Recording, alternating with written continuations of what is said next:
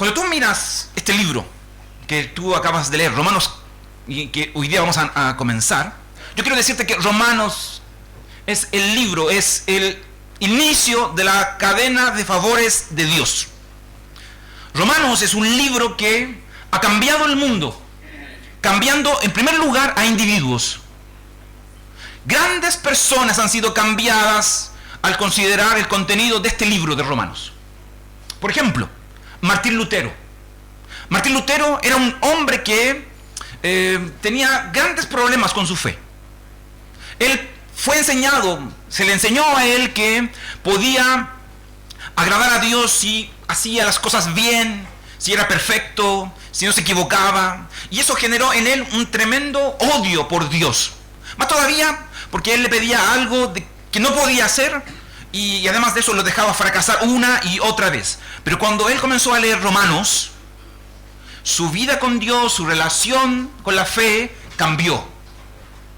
Juan Calvino, que es otro personaje que quizás tú has escuchado alguna vez, Calvino dijo que Romanos era la entrada a todos los tesoros de la Escritura, en un contexto en el que el romanismo con sus tinieblas había ocultado las grandes verdades de la Biblia. John Stott, que es un pensador más moderno, muy influyente en Estados Unidos y en el Reino Unido, él dijo que Romanos lo había rescatado de vivir un evangelio superficial, preocupado solamente de las necesidades temporales, y lo llevó a él a mirar lo eterno. Romanos es un libro que puede cambiar la vida, y no solamente cambia la vida de gigantes de la fe, también de personas corrientes, comunes, como tú y como yo. Por eso algunos comentaristas dicen de que cuando tú comienzas a leer la carta a los romanos pueden pasar cosas impredecibles.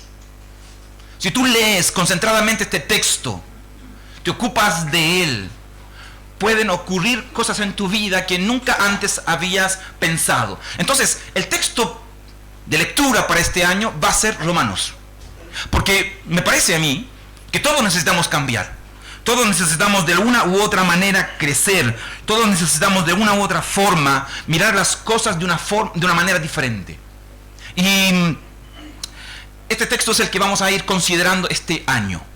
Déjame hablarte un poquito de su contexto para que puedas en casa leer un poco acerca de Romanos y lograr entenderlo. El contexto de Romanos es como la visita de una persona desconocida. Imagínate tú, por ejemplo, que alguien toca tu puerta. Tú le abres y esa persona comienza a presentarse. Tú nunca lo habías visto. No conoces nada acerca de ese visitante misterioso y curioso que toca tu puerta. Pero él, por alguna razón, comienza a presentarse. Él comienza a decir cosas que te hacen sentido. Incluso comienza a mencionar personas que tú conoces. Y tú dices, lo he conocido, me encontré con él en alguna parte, pero a simple vista, él es un desconocido para ti. Y mientras él comenta algunas cosas, sus planes, la razón de por qué llegó a su hogar, la ayuda que necesita, e incluso la solución a algunos problemas que tú tienes, tú comienzas a dejar que él entre y comienzas a relacionarte con él. Romanos es así. Pablo escribe este documento a una iglesia que no lo conoce y que él tampoco los conoce, porque Pablo no plantó la iglesia de Roma. Y en esta carta Pablo comienza a comentarle acerca de planes, comienza a comentarle acerca del evangelio, comienza a comentarle de su deseo de ir a visitarlos y luego ir a España y ojalá poder encontrar alguna ayuda económica de la iglesia de Roma para poder evangelizar más allá de lo que él ya ha evangelizado. Ya el lugar donde Pablo se encuentra le quedó chico, y así él lo siente. Él necesita ahora caminar hacia España, Roma, y él comienza de esa manera a extender el evangelio. Romanos es un deseo misionero, donde no solamente Él está pensando en los no creyentes, sino también en fortalecer la vida de los creyentes. Pero como es un completo desconocido, ustedes observan en sus primeros 6 versículos que Pablo se extiende mucho en la forma en la que él se presenta, en hablar con sus receptores y también presentar su propósito. Y es por eso, porque Pablo es un desconocido para la iglesia de Roma. Y es allí, en ese texto, 1 al 6, donde yo quiero hoy día concentrarme contigo. Quiero que hablemos un poquito acerca de quién es Pablo. Quiero que hablemos un poquito acerca del mensaje de Pablo y el ministerio que Pablo quiere desarrollar. Esas son como las 3 ideas que yo quiero que tú puedas ocuparte en este momento. Yo te pido que abras tu Biblia y que puedas ir conmigo. No solamente dependas de esto, de la pantalla, sino de tu texto. Queremos sacar de nosotros toda clase de timidez y sin vergüenza entender que así como Pablo tiene una labor de evangelizar, de hablar con otros, de centrarse en el evangelio, también esa es tu labor. Así que, si tú me acompañas, mira por favor en el versículo 1, porque el versículo 1 es nuestra primera parada. Versículo 1 es nuestro texto en este momento. El versículo 1 es muy breve, dice así: Pablo, siervo de Cristo Jesús, llamado a ser apóstol, apartado para anunciar el evangelio de Dios. Este texto es como la cédula de identidad de Pablo. Él presenta de alguna manera 2 títulos interesantes acá: siervo y apóstol. Nos habla también un poco de su propósito y qué es lo que él viene a enseñarle a la iglesia de Roma. Concéntrate por un momento solamente en el concepto de siervo. Creo que es muy interesante ese concepto. Nuestras traducciones así lo traducen, siervo. Pero la verdad es que una mejor traducción debiera ser esclavo. Cuando Pablo se presenta como siervo, obviamente él está hablando más de su Señor que de sí mismo. Eso es interesante, creo yo. Y también está mostrándonos la visión que él tiene de sí mismo. Él no es el capitán del buque. No es el que viene a establecer las órdenes y a decir cómo se hacen las cosas. Él no es quien va a definir la misión. Él viene a cumplirla. Él es un siervo. Y eso lo relaciona mucho con otros grandes personajes en la Biblia. Moisés, el gran libertador, se autodenominaba también como siervo del Señor. David, el gran rey, también se autodenominaba como un siervo del Señor. Pablo, así también se define. Él es siervo. Pero observa que también él utiliza el concepto de apóstol. Y eso nos habla un poco acerca de su oficio y de su autoridad. Él se presenta como alguien que ha sido llamado a ser apóstol. No es un usurpador. Él no se apropió de un puesto. No, él fue llamado. Llamado por Dios a ser un apóstol. Nombrado por Jesús igual que aquellos 12 y que tienen el propósito de establecer el fundamento de la iglesia. Eso es lo que nos enseña a nosotros Efesios capítulo 2, versículo 20. Pero cuando tú contrastas estos 2 títulos, digámoslo así, esclavo y apóstol, tú puedes darte cuenta que por una parte Pablo viene y se presenta ante desconocidos como una persona muy humilde, que se considera a sí mismo como insignificante, como alguien que entiende que no tiene ningún derecho y que solamente es un siervo de Dios. Pero por otra parte, cuando él dice yo soy apóstol, él sabe que tiene una autoridad, que tiene un privilegio y que se le ha vestido con una dignidad de predicar el evangelio. El concepto esclavo, siervo, es una palabra general para todos los cristianos. Todos ustedes, junto conmigo, somos esclavos de Cristo. Si no te has enterado, déjame decirte que esa es tu posición. Tú y yo somos esclavos, siervos del Señor.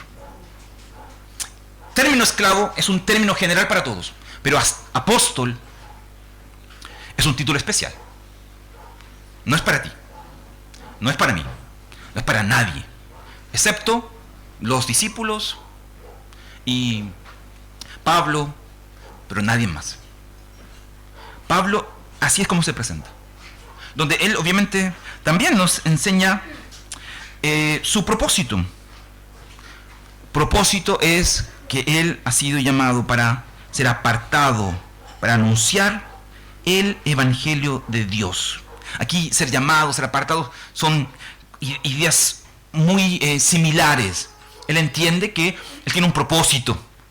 Y qué bonito es poder saber que tiene su propósito, porque cuando no sabes hacia dónde va la micro, déjame decirte que estás más perdido que el teniente Bello. Pablo no está perdido. Pablo sabe quién es y qué tiene que hacer. Ojalá tú este año puedas averiguar esas dos cosas. ¿Quién eres y qué es lo que tienes que hacer? Porque así tu vida será mucho más fácil. Versículo 1 hace eso. Nos habla de Pablo y su identidad. Pero miren ahora ustedes versículo 2 al 4. Porque ahora en los versículos 2 al 4, Pablo define su mensaje. ¿Cuál es su mensaje? ¿Cuál es su tema de conversación? Evangelio. Mira tú, versículos 2 al 4. Hablando de que ha sido apartado para anunciar el Evangelio. Versículo 2. Que por medio de sus profetas ya había prometido en las Sagradas Escrituras. Este mensaje habla de su Hijo, quien según la naturaleza humana era descendiente de David, pero según el Espíritu de Santidad fue designado con poder Hijo de Dios por la resurrección. Él es Jesucristo, nuestro Señor. Nota tú cómo Pablo habla acerca del Evangelio. El Evangelio es la buena noticia. ¿De quién? De Pablo. Según el versículo 1, el Evangelio es la buena noticia de Dios. El Evangelio de Dios. Cuando tú lees Escritura, amigo mío, amiga mía, tú no estás leyendo Condorito. No estás leyendo la revista de la semana. No, estás leyendo el Evangelio, la buena noticia de Dios para ti. Es Dios quien está hablando aquí. No es una invención de hombres. No es una estrategia para esclavizarte mentalmente, intelectualmente. No, es palabra de Dios, el Evangelio de Dios, el que viene a transformar nuestras vidas. El Evangelio es una noticia. No es un consejo para seguir adelante. El Evangelio es una noticia, incluso según el versículo 2, antigua, no novedosa. Y es interesante notar eso. Es un Evangelio que ya ha sido anunciado desde el Antiguo Testamento, lo cual nos muestra a nosotros que Antiguo Testamento y Nuevo Testamento no son dos testamentos que se oponen. Hay una continuidad, hay un tema común. Cuando tú lees Antiguo Testamento, tú estás leyendo Evangelio, tanto como cuando tú le estás leyendo el Nuevo Testamento. Así que no dejes de leer Levíticos, no dejes de leer Números, Génesis, Oseas, Amós, Abdías, Jonás, Miqueas. Ahí está Evangelio. No es Evangelio solamente Mateo, Marcos, Lucas, Juan. No es solamente Romanos. No son solamente las cartas favoritas, o Salmos, o Proverbios. No, la Biblia toda es Evangelio. Un Evangelio antiguo que nos da a nosotros seguridad. Calvino decía de que cuando uno tiene en cuenta que las doctrinas más sospechosas son las doctrinas novedosas, Pablo afirma la autoridad del Evangelio en su antigüedad. El Evangelio es antiguo, no es una novedad. Y lo siento, si tú crees encontrar nuevas revelaciones. No hay nuevas revelaciones. No tengo un sueño para ti. No tengo una palabra de Dios. No, tengo Evangelio. Evangelio es lo que tú necesitas. Y es lo que Pablo en este sentido nos dice que tú y yo debemos escuchar. Porque Evangelio es más que una teoría. Evangelio es una persona. Evangelio es Jesucristo. El Evangelio no habla de ti o de mí. No se trata de mí o de ustedes. El Evangelio se trata de Él. No se trata de tus sueños, de tus esperanzas, de lo que tú anhelas. No, se trata de Él y su plan. Tú necesitas conocerlo, saberlo. El Evangelio se abre a través de la persona de Cristo. Por lo tanto, entre más tú conoces a Cristo, más fundada estará tu vida en el Evangelio. Apartarse de Cristo es apartarse del Evangelio. Apartarse del Evangelio es apartarse de Cristo. Y ahí está, obviamente, nuestra perdición. Evangelio es una persona, Jesús. Y si tú miras estos versículos que te mostré, versículos 2 al 4, se nos habla de Jesús de una forma bien interesante. Se usan por lo menos 3 pares de conceptos. Primero, si tú miras el pasaje que estamos mirando, versículo 13 en adelante, se nos dice a nosotros de que Cristo tiene 2 títulos, Hijo de Dios e Hijo de David. Uno tiene relación, obviamente, con su naturaleza humana, Hijo de David. El otro tiene relación con su divinidad, Hijo de Dios. Ojo, Jesús no es un profeta, no es un charlatán, es Dios mismo. Él es la promesa que todo Israel y que tú y yo estamos esperando y anhelando. Él tiene autoridad porque es Dios, pero también es un ser humano que padeció tus necesidades, sufrió tus dolores y que también te comprende. 2 naturalezas. Pero también utilizan 2 verbos para referirse a la persona de Jesús. El texto nos dice de que Él se hizo, como haciendo alusión a su encarnación. Pero también el texto dice que Él fue designado. Y ese concepto es un poquito más complicado dentro del texto. Porque el texto dice de que Él fue designado con poder Hijo de Dios. Como si Él no hubiera sido antes de la resurrección Hijo de Dios. No sé si entienden la idea. La verdad es que eso es un error, pensar el texto de esa manera. ¿Cuál es el propósito de Pablo? Pablo no está diciendo que Jesús eternamente no ha sido Hijo de Dios. No, Jesús desde la eternidad es Hijo de Dios. Pero ¿qué es lo que hizo la resurrección? ¿Sabes lo que hizo la resurrección? Nos mostró al Hijo de Dios en toda su plenitud, con poder. Antes de la resurrección, Jesús era Hijo de Dios, pero en debilidad y en humildad. Pero en la resurrección, tuviste a un Hijo de Dios glorioso, poderoso, que nos muestra a nosotros lo mucho, obviamente, que lo necesitamos. Y luego vienen estas 2 cláusulas, desde la naturaleza humana y del espíritu, que de hecho no tienen que ver con que es hombre y Dios. Más bien, esa parte tiene que ver con sus etapas. Antes de la resurrección, lo que más se subraya en la vida de Jesús es su humanidad. Post-resurrección, lo que más tú observas es el poder del Espíritu Santo en él. ¿Por qué? Porque para Pablo este contraste entre carne y espíritu tiene que ver con, por una parte, la carne habla de lo pasado, el espíritu habla del futuro. Y así tú observas que Evangelio nos habla de un Hijo que es Dios, que es poderoso, que también es hombre, que también puede compadecerse, que también entiende tus problemas, que no es una teoría, que es una persona con quien tú te puedes relacionar y que los romanos lo necesitaban y que también tú hoy lo necesitas. Por eso es que Pablo se desgasta en explicarnos que este evangelio, esta buena noticia, no es tu noticia, es la noticia de Dios. Así que aquí, ojo con una cosa, no confundas evangelio con tu testimonio.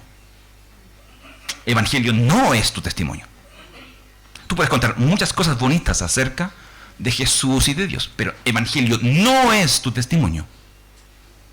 Evangelio es Cristo y su palabra. Así que si tú quieres anunciar el evangelio, anuncia la palabra de Dios en tu vida. Predica a Cristo. ¿Quieres ver cambiadas personas? Predica a Cristo y deja de contar historias bonitas.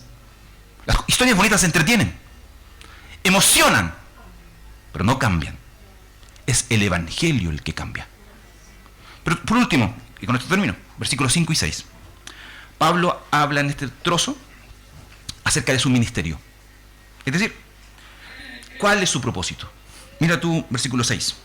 él predica el Evangelio porque ha sido llamado por Cristo, donde su propósito, según el versículo 5, es darle honor a su nombre, donde ellos recibieron, dice el versículo 5, recibimos la gracia y el llamado a ser apóstol para persuadir a todas las naciones que obedezcan a la fe.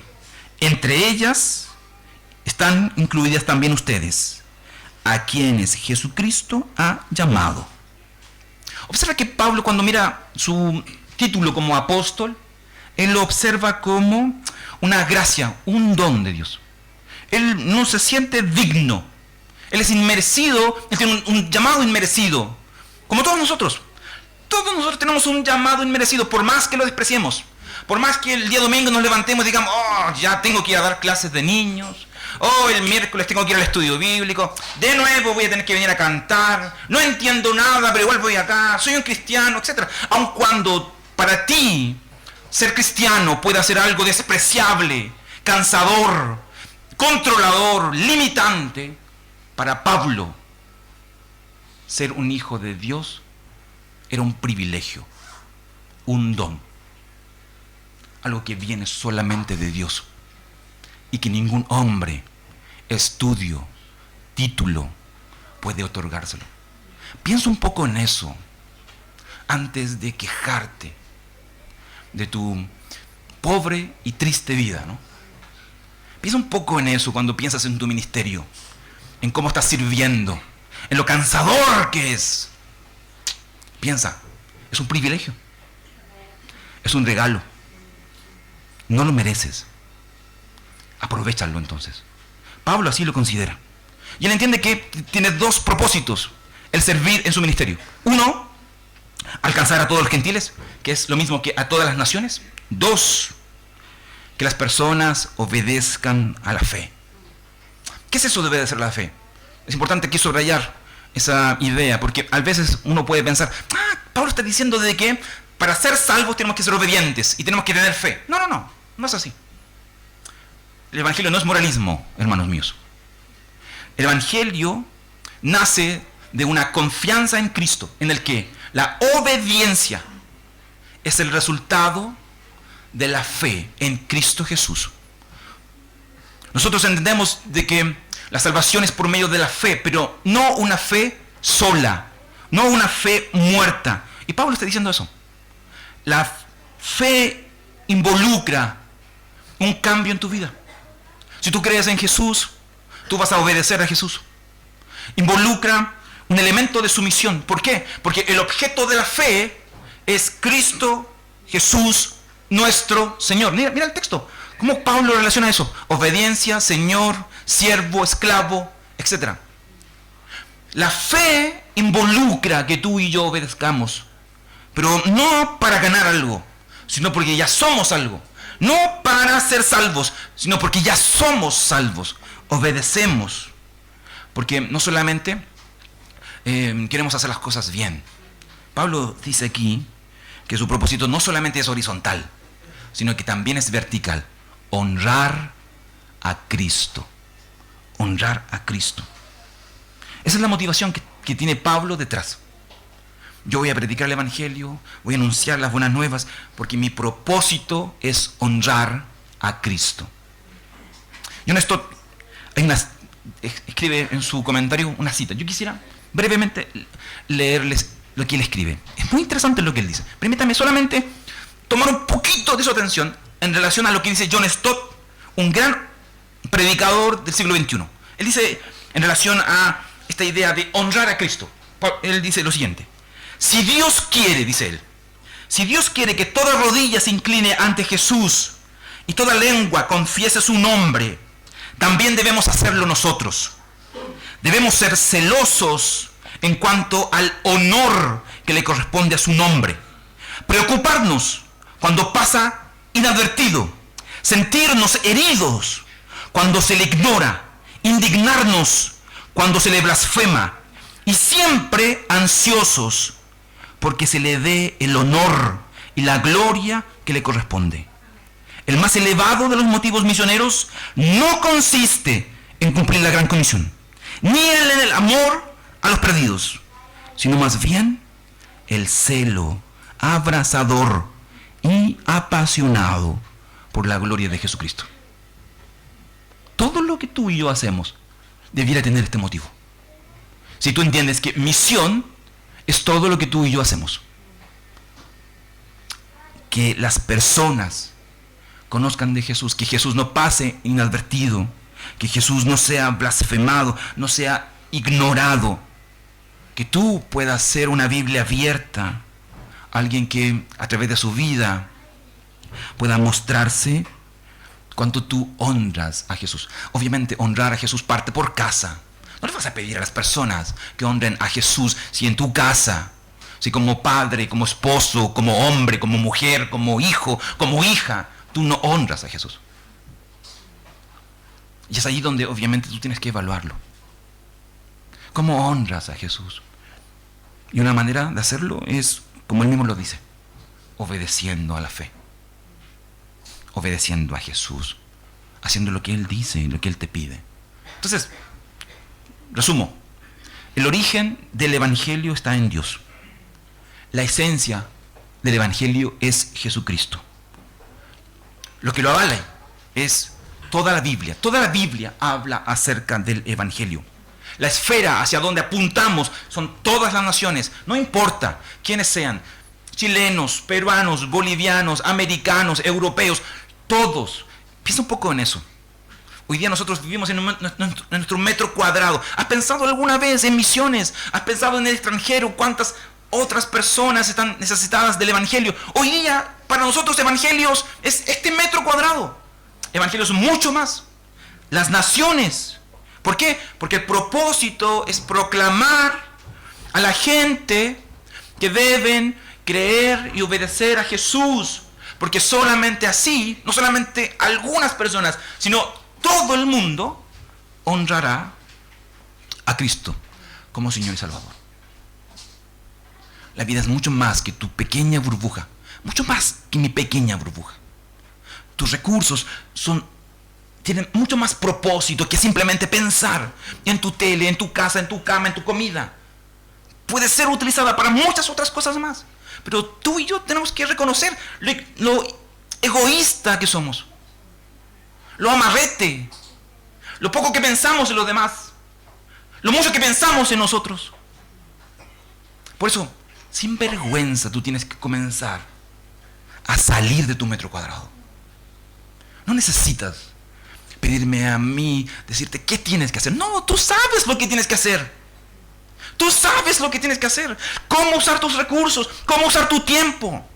Deja ya de mirar hacia arriba. Comienza a bailarte y hace las cosas que tienes que hacer. Obedece. Eso es todo. Obedece. Y las cosas cambiarán. Si tú eres un creyente saludable, te consideras un creyente que está haciendo las cosas bien, bueno, déjame recordarte nuevamente. Lo que estás haciendo es un privilegio. No lo desestimes. Es la gracia de Dios la que te ha capacitado para llevar a cabo tu labor. Sigue trabajando.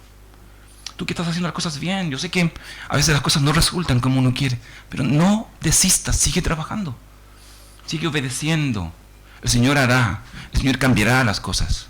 El Señor cambiará tus problemas. Él te ayudará. No desistas. Si por alguna razón tú eres una de las ovejitas que se siente débil y que está un poquito ahí inactiva, bueno, mira el texto, amigo mío, amiga mía. Jesús es un Señor todopoderoso. Así se ha mostrado. Así es. Así Él está sentado en el trono, reinando. Entonces, si estás débil, sientes que las cosas no funcionan, acércate a Él, pídele ayuda. Él puede hacerlo porque Él tiene poder para hacerlo. Pero si por alguna razón tú eres de las ovejitas que están ahí perdidas, que están un poquito desorientadas, bueno, las buenas noticias son también para ti, perdido o perdida. Esas buenas noticias que traspasaron los límites en el primer siglo, que alcanzan para todos y donde las cosas se solucionan. Uno vuelve al camino obedeciendo el Evangelio. Es solamente eso. Escucha a tu padre y obedece, y volverás al redil. Escucha a tu padre y obedece. Juan 6 dice que todo el que viene a mí, no lo rechazo, no lo echo fuera. Así que, si estás por alguna razón extraviado, ya sabes el camino. Y ahí, para todos nosotros, hermanos, no dejemos de centrarnos en la persona de Jesús y cumplir de esa manera nuestra misión. Vamos a orar. Señor, gracias te doy por este tiempo que me otorgas y nos otorgas a todos nosotros para reflexionar en tu palabra. Ayúdanos, Señor, tú sabes nuestras circunstancias, las necesidades de nuestro corazón, los problemas que tenemos. Aliméntanos, Señor, a través de tu palabra. Despiértanos. Permite que podamos incomodarnos y podamos cambiar la forma equivocada en la que estamos andando. Podemos encontrar en ti la ayuda que necesitamos. Tú has venido a este mundo para solucionar nuestros problemas, para salvarnos. Tienes el poder para hacerlo. Así lo demostraste venciendo la muerte, resucitando de entre los muertos. Ayúdanos para confiar en ti. Ayúdanos también para obedecerte. Ayúdanos para trabajar en tu obra, en tu misión. Todos podemos hacerlo. Gracias te damos por eso, porque tú eres bueno con nosotros y nos permites estar hoy día sentados aquí escuchando tu palabra. Bendecimos tu nombre en Cristo Jesús. Amén.